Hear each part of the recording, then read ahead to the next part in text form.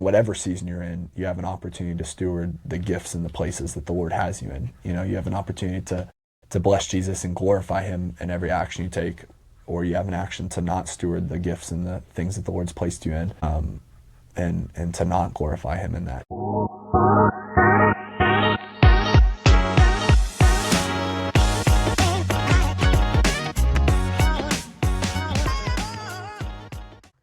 What's up, guys? My name's Dane. I'm Matthew. And welcome back to the One Move Podcast. For those who are asking, what the One Move Podcast is, what is it? It's a great question. It's a great question.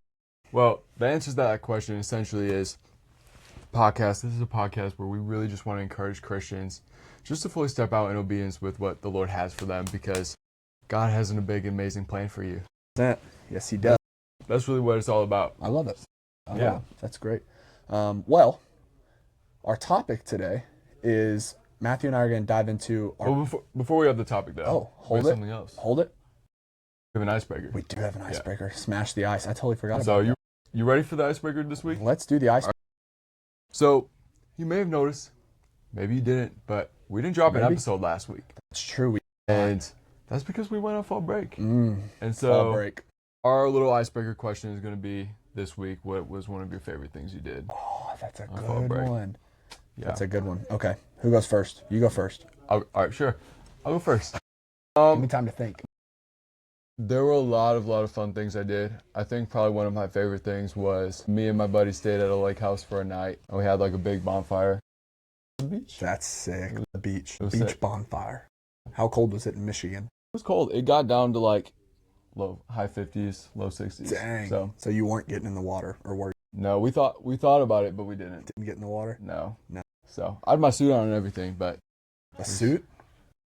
I was like, bro's in a tuxedo to get in the water. Bro, just a bathing suit, but valid. No, we thought about it, but we didn't. What lake does the house back up to? Lake Huron. That's one of the Great Lakes, isn't it? That's one of them. Yeah. Not Lake Michigan in Michigan? No, not Lake Michigan. Sad. No. Lake Huron's the one that's straight across from it is Canada. Oh, wow. So it's a big time lake. Fun fact. It's kind of a big deal. So you were joining water with Canada. Yeah. Facts. That's kind of sick. Did it smell like maple syrup? Never mind. For me. Yeah, for you. What's up? I also went to the beach. Fire. I went to a very different beach. I went to Florida with a few of the boys. So that was really fun. Went to Florida, had a great time. Yeah. Bummed out at Grandma Karen's house. Fire. So, yeah, it was a good time, man. We went to Seaside one day. That was really fun. Best part, though, probably, what was it, man? There was one day we were on the beach, and I brought my football, obviously, and we're hanging out on the beach. And so I can't remember whose idea it was, but somebody was like, let's do Oklahoma drills. And so we got my football out, and we ran Oklahoma drills for a minute. And I put a good little hit on one of the boys, and then one of them laid me out, bro. Dang. Jordan laid me out. So I was lucky.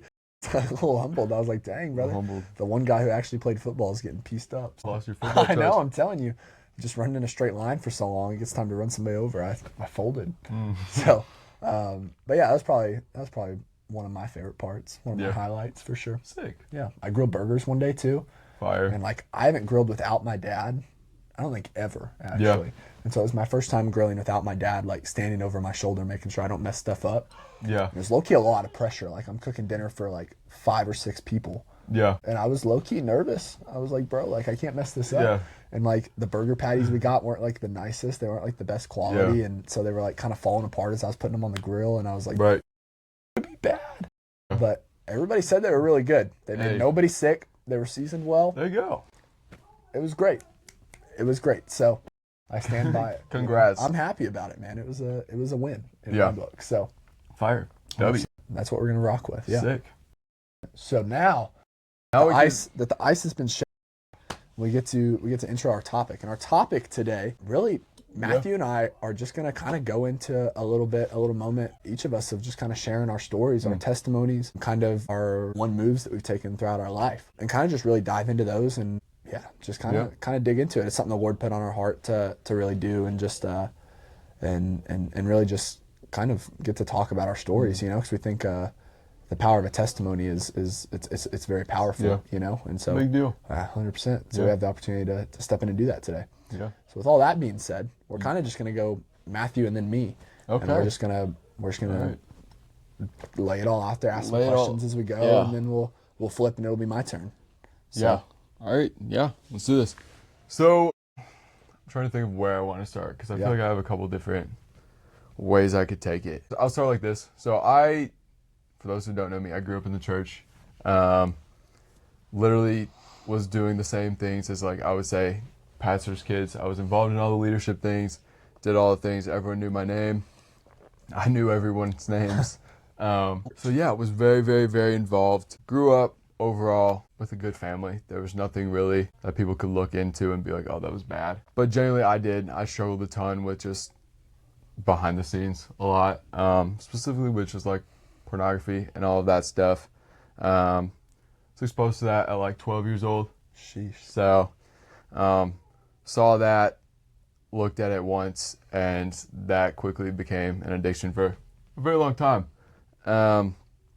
And I think the hardest part for me, growing up the entire time and struggling with that and also being in the church was like I really loved Jesus.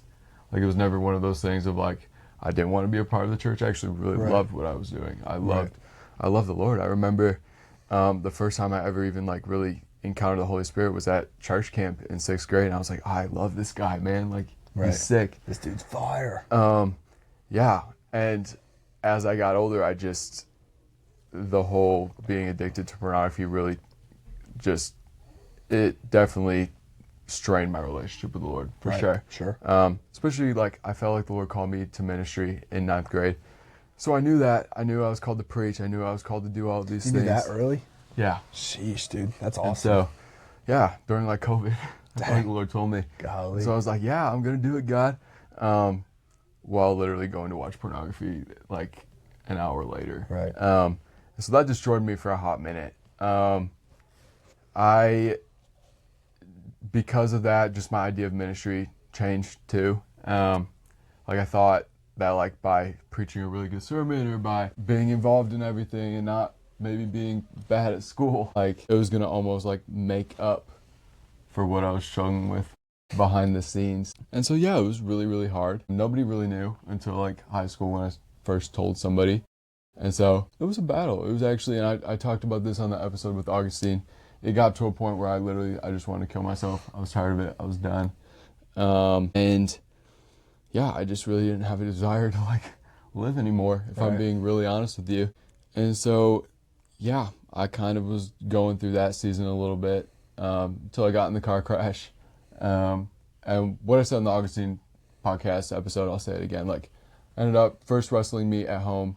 The meet ended, got in a car crash, totally totaled the car. Everybody around me was like, you must have been protected or something because the way you got hit, you should be dead. So that was the first like real, because obviously I knew the Lord and I felt his presence and I knew it was such a great thing, but I really didn't grasp like that God loved me and like he wanted me, like, you know? And so there was that. I never prayed that prayer again. And slowly but surely the Lord kind of just started to just restore just my view of him and ministry. I thought for the longest time like I was going to be, because I grew up in a church where I love my church. It's amazing. There's been so many times people get prayed for and they're healed, and that was amazing. But for some reason with me, that never happened with me. And I think partly it is like the sin I was struggling with. It took work to get there, and it's going to take work to get out, you know? Right. And everybody's freedom process looks different. I think sometimes it's really easy for people to look and see when somebody gets freedom and think it came quickly, when the reality is so many people's process takes a long time. We just don't see that process. We just see the final product. That didn't make sense to me. And so my view of just like, I saw other people get healed. I saw guys with broken legs get healed. I saw all these things. There was literally a like almost dead guy who came back to life at my church. Like there were miracles. It was like, for me, I never got that though. I was like, what's going on, God? And so I found myself also just like second guessing like the power of prayer too. So really everything was just kind of a little bit like that until, yeah, that car crash happened. And then after that, the Lord just dropped thing by thing into my life. Went to a mission trip that summer actually, and it was such an amazing mission trip. There were people that got saved, miracles, like our team was on fire. It was so good. And we had this one night where like all the guys kind of got around and like they shared their testimonies, and there were a couple people my age that were like, I beat lust and all these things, and that kind of pissed me off. It was like, I was upset because I was like, you know what, I've been fighting this since I was 12. I'm what, 17 now, 16, 17. This is not fair, God. Right. I actually ended up going on a walk with my youth leader. Shout out to Mr. Rich, bro. You're amazing. And he gave me this analogy that actually changed my life and started just to lead me to where I am at today. Which was like, he gave me this picture of me in like a prison, in a jail cell. Like, because of Jesus, that prison door's open. Right. But we now have the choice of whether or not we want to walk out of it. Right. So that was the first time I was like, okay, like I have to want this, you know? Right. And then I'm kind of gliding through things fast. Good though. So that happened, and then over that next year, it was just learning like the Lord loves me, and that there's grace, and I can walk out. Still wasn't perfect, still was struggling.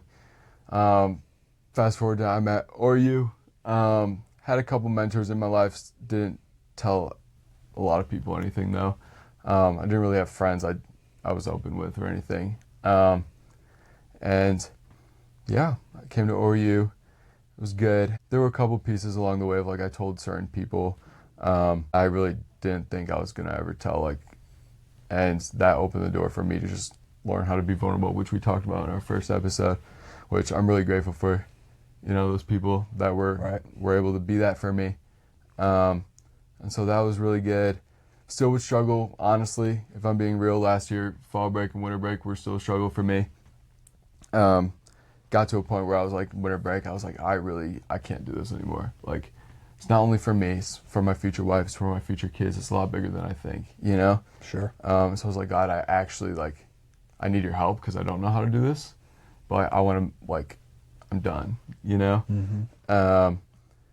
And so I said that prayer, was about to leave for ORU, like coming into 2025, and I felt like God like told me, like he gave me a phrase for this year. And usually that's what the Lord does with me, is like every year there's like a new word God gives me. And for this year I felt like he was gonna like make me a new man. And like in that he was gonna restore my innocence. And man, he did that, bro. On a practical note, I started to actually utilize like the church and like accountability, and like there's people who, even if I think something, I'm just texting them because like it's not worth.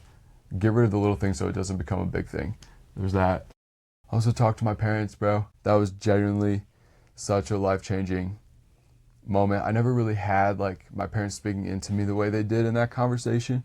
That was because I never like opened up to them and they thought I was perfect. Right. You know? And I really do feel like that moment with them, when I was like, I called them and I felt like the Lord told me to call them, and I told them everything I did, from more detailed than I've ever told anybody in my life. Like how often I was watching it, what type was I watching, like all the things, all the uncomfortable things you don't want to tell anybody. I told my mom and I told my dad. It was a hard conversation, like I said before. Wanted to throw up that night. FaceTime my mom, and like I saw just Jesus in them for the first time, bro. And I felt like through the conversation and through like what she was saying, what she was speaking over me, and even what my dad said, like it actually felt like the whole like innocence, like being restored, like the Lord did that through that conversation. I actually felt like literally lighter after. Right. I kid you not, from that moment, and obviously like I stopped watching that stuff. I promise you, like once fall break or winter break was over, I'm like, I'm done, bro. Right. Wasn't watching it before then, but like this is the first year I haven't let anything in, you know? The Lord actually like set me free, and I think a big reason for that is like, first of all, accountability and all those things, but also like that conversation with my parents was probably the most powerful conversation I've had with anybody. And so I'd say that in a nutshell. The Lord's still doing a lot. I think one thing I'm realizing, and as I was like saying and thinking about like what I want to say, and there's other things we could talk about at some point too. It's like your testimony is really never over. I mean, sure. Like I've beaten this, but life keeps going. There's still new things, you know? But yeah, that's my whole story in a nutshell, of just that that part sum it up, I just say, and we've talked about it before, literally, the reason I'm here is because I said yes to Jesus, and I gave Jesus my full yes. And when you give him like your full yes, he can really work on you, and you can become free from whatever you're struggling with. Right. So it's good. Yeah. It's good. How do you feel like the Lord, like on the other side of all of that freedom, and I know you and I have talked about this at some points, like over the summer and stuff, but like on the other side of all of that freedom that you've received, you know, like how do you feel like, and if so, how do you feel like the Lord has used that freedom and all that you've gone through to get to this spot as a way to encourage and build up and like, and be there for other people as well, you know? Like, do you feel like there's a correlation there? Yeah. It's actually insane. I think before, like, fun fact about like first semester, Matthew, freshman year, was making friends, all the things. But one of the main reasons I came to OU was like I knew I was going to have ministry opportunities. And it actually frustrated me because I didn't get anything first semester. I was like, dude, like, I'm literally not doing a thing, you know? And that kind of bothered me. Truth is, I wasn't ready. Right. For a couple of reasons. One, I really needed to learn like the Father's love first, and that was something that I told you guys like I was developing before, but like, or you solidified that viewpoint of him, you know. So there was that, and I don't think you can really love people well if you don't know the love of Jesus. Sure. And so that was a big thing, and also truly like I wasn't fully. I think me going to my parents was proof of like I'm really willing to do whatever, because that's the last thing I wanted to do. Right. And I do think in a way the Lord was like, because I remember him asking me at that worship night, like do it. And before that, it was one of those moments of like, God, I give you my yes, like I give you everything. Then he asked me that, I did it. But yeah, I kid you not, all of the ministry opportunities that I have now, and even the ones that are still coming, is like because I said yes and I talked to my parents. I got not a thing before that. Right.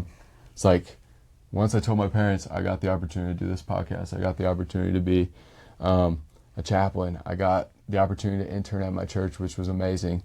And there's other things that are coming too, which is really cool. And so, to answer your question, there have been even like people who have came to me and they're struggling with some of that type of stuff. And it's just been cool to see like somebody who was literally so enslaved to that last year got used, and I've been able to just pour into other people. Right. It's been a blessing. That's sick, yeah, dude.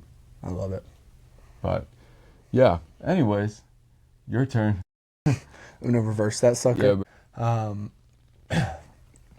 I think for me, no. Right. Yeah, for me, I mean, very similar. I think I grew up in a Christian home, like as long as I can remember, you know. I remember getting saved in my upstairs bedroom at my grandparents' house that we lived in at the time with my parents, and my dad was tucking me and my sister in, and I was like, Dad, like, I think it was on a Sunday, and I was like, Dad, like, you know, I really love that Jesus guy, like, I kind of want to hang out with him forever. Yeah, right. So I was like 6, and he was like, well, you can. Right. So I like prayed this salvation prayer with my dad and was like crying and all this stuff, and he baptized me a couple weeks later at church cool. and all this stuff. It was awesome, man. And it's like, that's like one of my first memories that I actually remember was when I was 6, which a lot of people say is kind of weird. Like, yeah. A lot of people remember things from a lot earlier than that, and I don't. I feel like my first memory is low key when I was 6 years old. Do you remember before that? Yeah. Actually, I got saved at like around 6 too, though. I remember mine wasn't as like wholesome. Mine was, I think I got saved like 10 times at like in kids class. I came home with like a certificate every week. Like 10 times. To the Lord. Yeah, bros just kept doing it. Yeah. It's kind of a W. I'm better saved. 10 times than 0. So bro's extra saved. I'm extra saved. Yeah, I'm making it. Sure. But no, like, when's your first memory though? Like how old? Like I don't know. I remember really, really young. Like 3? I remember like 3 or 4. No way. There was one time I was up at my cottage up north, and me, my uncles, and my grandpa, I think my dad was there too. Like we were walking, the lake freezes over, and I remember my grandpa falling in. So I remember almost drowning too. I remember a lot of That same day? No, it was Or a different day? I'm telling you things. You have a lot of trauma from water, bro. I do. Yeah, I used to have dreams of like drowning a lot. He hesitated before he said that. Yeah, but it was never like a bad drowning. It was just I remember myself falling into water. Good way to drown. I was at peace. I don't know. Is that But is there a good way to do that? That's it's a hilarious. fun fact. Yeah, But there's that for you. Anyways, I got saved when I was like 6, and very similar to you, like way I grew up. I grew up in the church. My dad's an elder at our church, has been as long as I can remember. Yeah, I mean, I'm super, super, super close to my youth pastor, who's now my boss when I go home. But I mean, yeah, I've known him since before he could drive. I think I was like 6 and he was 15 yeah, or something like that. I think that's right. And yeah, so we've been like this. He's like a second dad and a brother and a best friend all in one, you know? So very similar. Like I grew up in the church pretty much completely, been at every worship night and served at all the VBSs and done all the things, you know? But yeah, I mean, I went to public school all throughout from K through 12 education was all public yeah, school. And yeah, man, it's like I experienced all the things. I played football in high school, and that for me was a massive thing of like it totally ruined the conduct of my speech, and like I had a freaking potty mouth there for a little yeah, bit, you know, a little 4 or 5 years of just letting it rip, son. I'll tell you what, and it was bad. yeah, But it was a very like double-edged thing where it was like I was letting it rip, like just not at all acting the way I should, like when I was at school or with my friends or things like that. But like the second I'd go home or step into church or whatever, it was like all like holy art thou, like perfect old yeah. Dane Edwards, you know, Little angel. 100% little angel. Yeah. And that was just kind of how life was, man. Like that was a lot of my time in high school was a lot of that. I mean, I obviously, like I've talked about it before, like I struggled with pornography for a really long time and stuff like that as well. Like we did a whole episode on fear and anxiety, and that was obviously something that I shared a lot about, was like just my walk and my struggle with anxiety. I mean, that was something that plagued me for over half a decade, you know, where it's like I was just completely consumed by it, throwing up all the time. I lost 20 pounds during my senior year because I would get so anxious about everything that I would throw up and couldn't keep food down. So I lost 20 pounds my senior year through all of that. Just horrible. Really, really just a slave to like just being consumed by anxiety and things like that. And it was such a like, I was so tilted, like I didn't really have a real tangible relationship with the Lord in the way where it was like I wasn't staying connected to the vine on my own daily. I could have all the conversations and say all the right things. I knew all the stuff, but there's no fresh manna in my relationship with the Lord. You know, I wasn't going deeper with him on my own. There was no quiet time, you know? And that really let anxiety take root in me for over half a decade, you know, and it let it really plant seeds and grow into a thing that really consumed a lot of me. And yeah, man, like that was a massive part of high school. I mean, I remember the first time I ever preached at youth group. This was, I think, my senior year. I got up and like as my youth pastor is doing announcements before he calls me up on stage to preach and introduces me and does all that, like I ran to the bathroom and threw up and then came back, you know. I'd like pull my face mic off and like go crazy and then put it back on, you know. Yeah. And it was like just not at all the way that it was supposed to be, you know, because it was all being done in my own strength, and the anxiety had taken so much root that it was like it just had a grip on me, you know. And yeah, like that, I think that would be probably the most consistent theme throughout my entire like adolescent, growing up, high school years. I don't even know what adolescent means. That's way too big of a word for me. But yeah, man, I mean that was a massive part of it for me, and something that I definitely struggled with for a long time. Something I struggled with even in coming to ORU and like wanting to make the right decision and do all of that. Yeah, like that was a really massive thing for me, and like the fear of making the wrong decision and choosing a college or going somewhere outside of where all my friends were going and like having to make new friends and do all of these things, you know. Just fear of like that I wasn't going to do what I was supposed to do, or I was going to make the wrong decision, you know. Just that fear, which has been super real in my life as well, you know.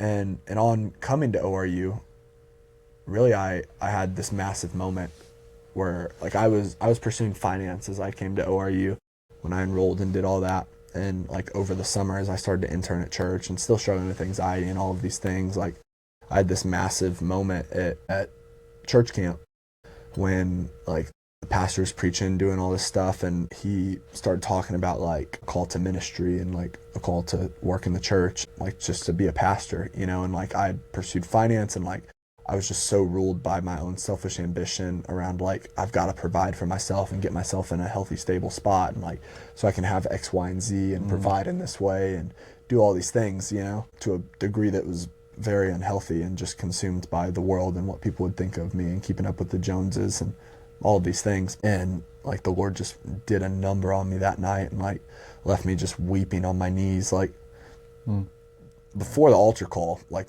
literally everybody's just sitting there watching the message, and I'm like just sitting in my chair, like just freaking bawling my eyes out, you know. It was one of those, and like it just hit me hard, man. And I just got to this point of like completely surrendering to the Lord, like I don't care about my plans anymore. You know, like I just want to do what you want me to do with my life, you know. And so it's like, screw finance. If it's stepping into being a youth pastor making $25,000-$30,000 a year, you know, it's like, as long as I'm doing what the Lord has for me, it's like I'm stoked to be here, you know, and I'm happy for it. And so that was a really big moment for me. The verse that the Lord highlighted for me in that moment was Isaiah 6:8, which was it is still one of my life verses, but it was definitely a really big one in that moment, where it was Isaiah 6:8 is it's just simply, "Here I am, Lord, send me." And it was this massive thing for me where I was like, dude, like, I just want to be a vessel for Jesus, you know. And that was a massive part of my a massive switch that happened in my life, and truly surrendering to the Lord and making him Lord of my life, not just my Savior, which I had accepted long ago, but I had taken a very long time to get to a place of saying like, no, Jesus, you're not just my Savior. You didn't just die on the cross like for my sins and all of these things, but like in response to that, not only am I going to receive new life and salvation, but I'm also going to make you Lord of my life. And like I want you, like, take the wheel, you know. And it was the first time I'd ever really like given control of the wheel of my life to Jesus, you know. And so that was a massive moment for me. And so I switched my major to ministry and leadership and did all the things, you know, and came to ORU and still struggled with anxiety a ton, but was just in a much better spot with like kind of my why for life, I think, which is something that I'd struggled with for a long time, was just kind of like, why do I, you know? Right. Struggled with that for a hot minute, you know, and the Lord really just brought identity into me in that season and was like, you're here because I've called you to be, and like, this is the things I want to do in you and the things I want to do through you and all these things, you know. And I got very similar to you. It's like I got blessed with a ton of freaking just brothers here, like just guys who would truly take a bullet for me, you know, and even more than take a bullet, are just willing to sacrifice and go through the mud with me, you know, and like have hard conversations and do life with me, as messy as it is sometimes, you know. I had guys who were willing to do that, which is huge, man. It's like that.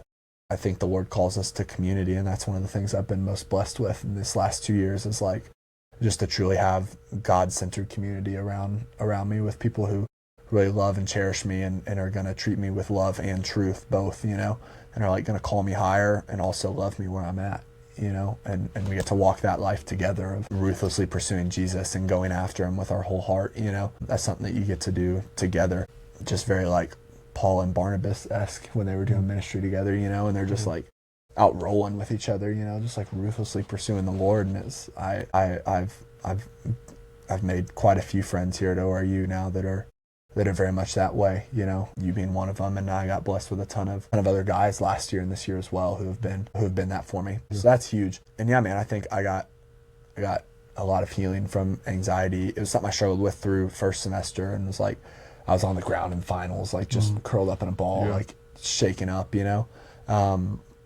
And going into second semester, I got enrolled in counseling, which was massive for me. Got completely healed from anxiety in a month flat, something that I'd struggled with for over half a decade. It's like I haven't thrown up since, you know, haven't struggled with anxiety since January of this year, and have just completely received the Lord's healing in that. I felt the Lord call me back into finance last spring, sometime last spring. I think it was in March, and had this whole moment where it was just coming to the realization that like the reason the Lord called me into ministry and doing that first semester or first year was just to kind of completely redo my heart and get me to a place of like just surrender and willingness to do the Lord's plan, and the new identity that's found in that, and really submitting to Isaiah 6:8 and saying like, here I am, Lord, send me, like send me into the business world and use me however you want to use me. Like, I'm not here for my own selfish ambition. I'm here for your gain and the glory of your kingdom, and coming to that place of true submission and wanting to walk in the fruit of that was a massive part of last year for me, and has paid massive dividends, And so I'm pursuing that, man. I got the opportunity this year to step into being an RA for the first time, which is so cool, and not something at all that I was equipped to do last year. So it's a freaking, like, it's all glory to the Lord to see just like how he's used that, how he's used my story and the things I've walked through to shape me and to build me and to mold me, to be able to step into leading a group of guys the way that I am, which has been so cool.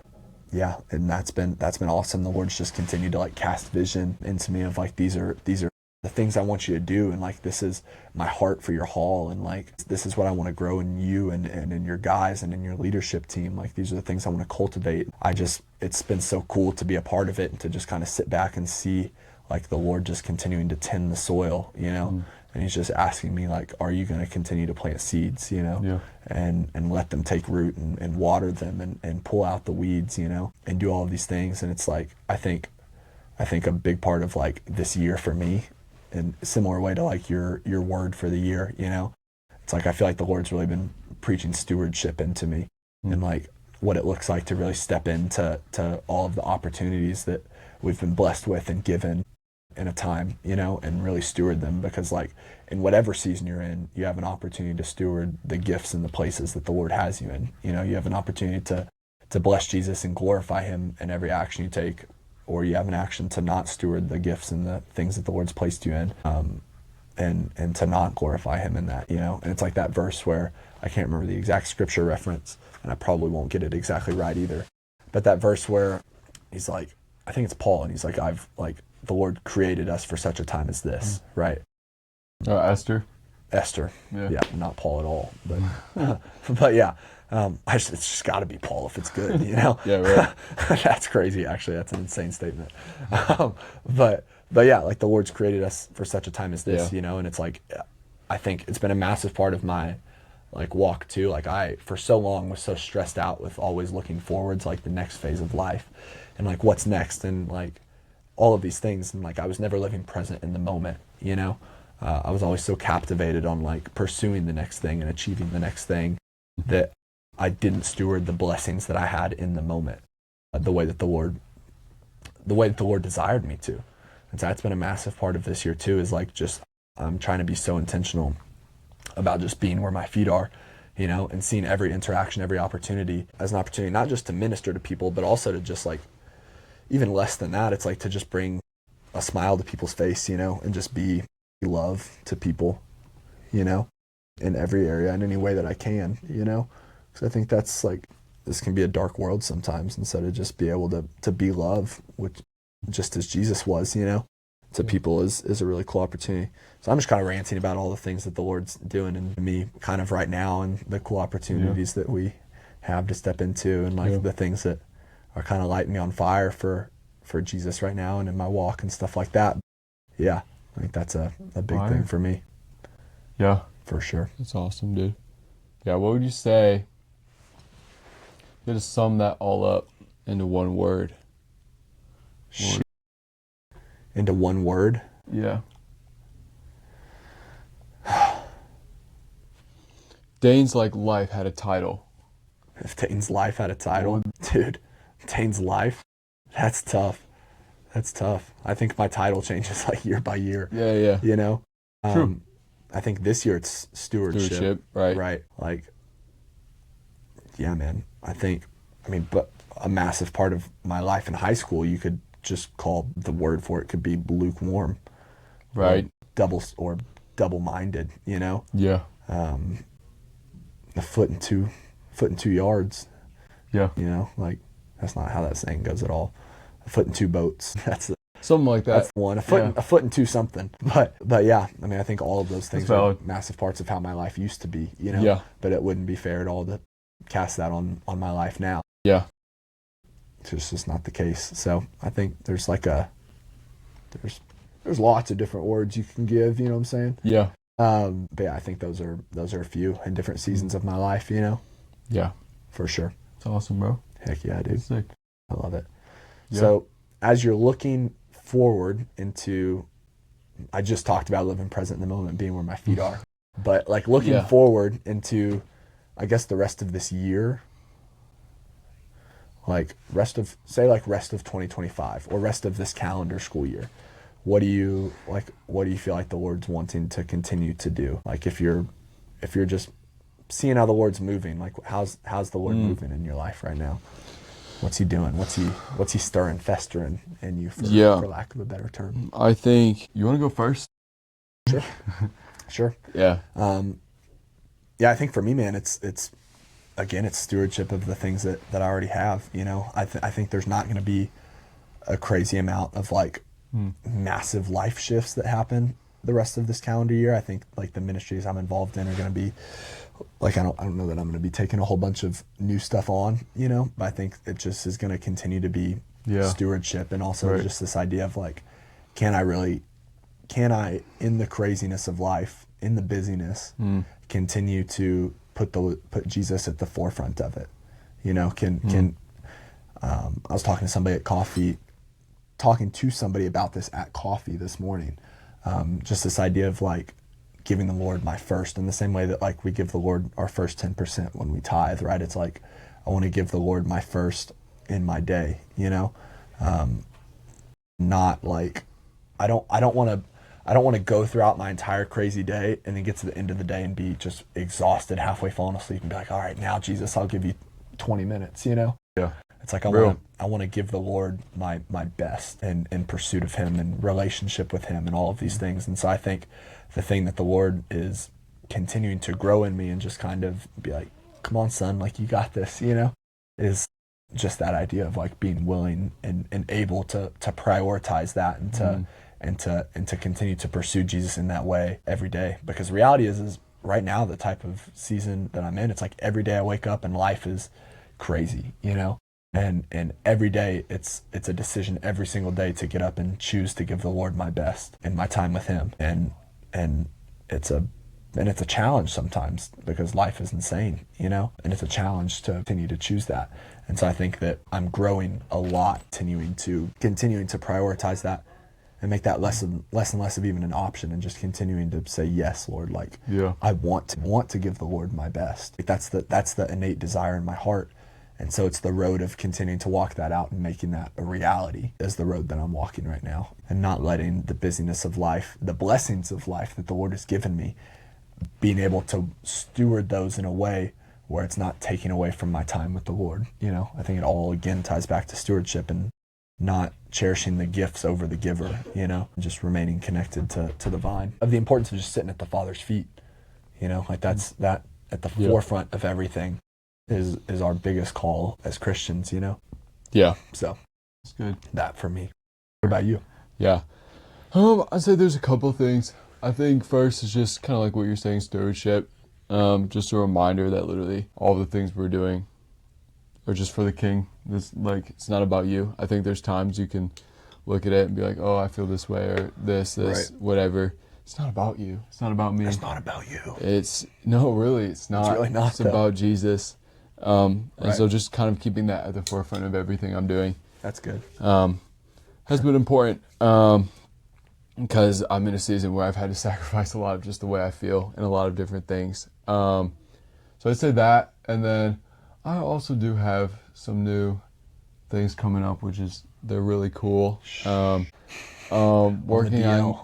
stepping into things, also maybe stepping out, just figuring out what's next, you know? Right. And so just making sure while I'm in things, stewarding them well until the Lord says it's time to move on. And so, yeah, I say that probably the same as you. It's just stewardship. There's new opportunities, focusing on those, doing those well, but also the ones that I have right now. Right. Like doing with excellence and making sure I don't bombard myself with tons of things. Right. So I'd say that. Very transitional season for me, but I'd say that overall. It's good. But transition's fire. Yeah. Scary sometimes. Right. So it's good. But yeah. I'm stoked about it. Yeah.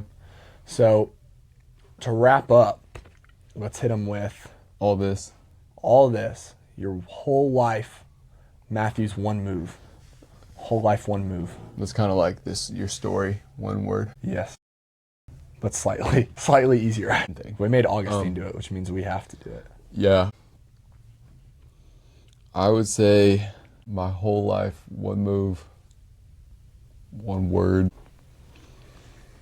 Can I just do word? Like, Sure, if you just maybe have a not word. one move. That's impressive. Just like God's grace over my life. Yeah. I think that's something I've just become more and more aware of, especially within the last week or so. I don't deserve to be where I'm at today. It's just all because of Jesus. And so I'd say my life is the perfect example and perfect demonstration of just God's grace and his goodness. And so Right. I'd say that. That's tough. Yeah. I love it. What about you? I think my entire life, one move, which is incredibly difficult to do, I think would be probably just this idea. I think I'll say it as seek first the kingdom. And to expand on that, kind of just that idea of like, I think in every area of my life, the way I've come out of things, the way I've stepped away from a pornography addiction, the way I've been set free from anxiety, and the way I've stepped into the leadership positions I'm in, and the way I steward those things, and the way I handle my relationships, and all of these areas of my life, the way that all of those things have ticked and the way that all of those things continue to succeed is when I seek first the kingdom, right? And when I'm sitting at Jesus' feet and really remembering what it's like to be a son first and pursuing the Father and his love and his mercies and his grace and just him, right? I think that is the cornerstone. That has consistently been the cornerstone to freedom, to new life, to blessings, to new relationships, to new opportunities in my life, has been seeking first the kingdom. Mm-hmm. So I think that would be mine. Yeah. Fire. I love it. W. Yeah, 100%. Thank you for sharing all of your story. I think there were even some things in there that I didn't fully know. So it's freaking fire to hear. Yeah. I love it. You too. I love it. Yeah. Well, anyways, with all of that being said, ladies and gentlemen, we're done for the day. So that means you are too. yeah. But you have one more task. Your homework has not yet been fulfilled. So if you do not subscribe on whatever you're listening to, and then go subscribe/follow on TikTok, Instagram, YouTube, Spotify, and Apple Podcasts. There you go. Go 5 for 5, please. Yeah. Bless High us. five. Bless Appreciate us. y'all. But yeah, that's all we have. We will see y'all again next week. And yeah, guys, we just can't freaking wait. We love y'all. Have a fantastic rest of your week. See ya. Bye.